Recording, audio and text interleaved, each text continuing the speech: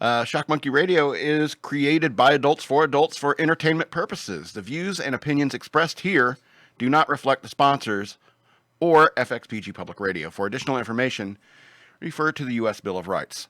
Stand warned.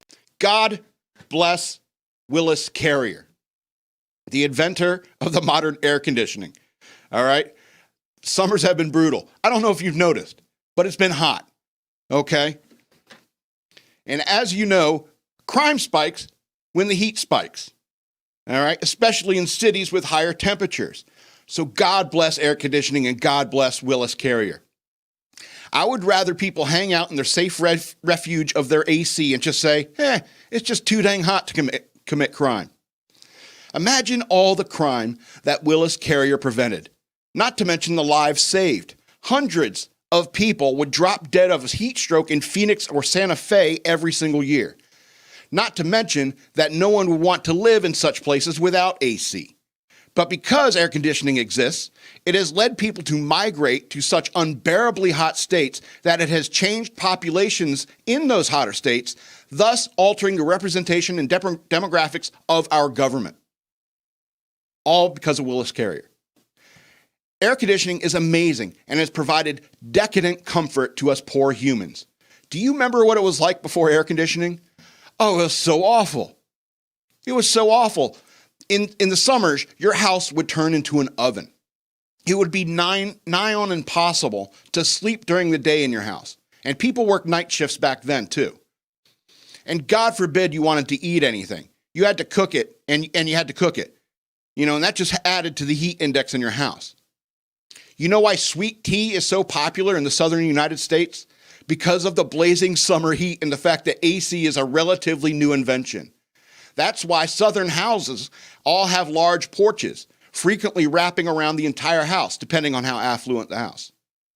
But even the cheapest of homes in the South have some sort of porch where you could sit in the shade, on some sort of porch where you could sit in the shade and sip tea and pray for an occasional breeze or rainstorm. That's why Southerners are so sociable too, because come evening in the summer, everyone is out on their porch sipping tea and saying things to their neighbors like, "Lord, it was a hot one today, Clarence.